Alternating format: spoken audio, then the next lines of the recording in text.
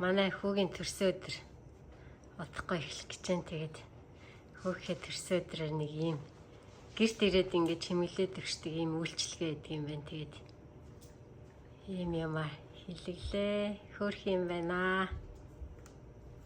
Как юм не па? Камне не амрэн. Ва? Ой. Эхэлхөө. За дуулаарай. 생일 축하합니다. 생일 축하합니다. 사랑하는 생일 축하합니다.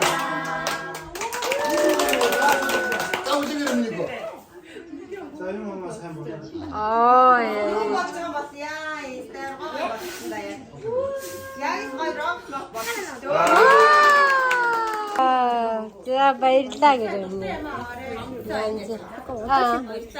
Йоо нэг.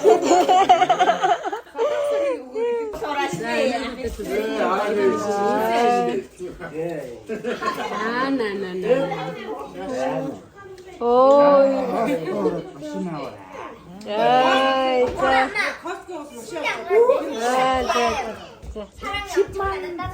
문다 국도 다르자요.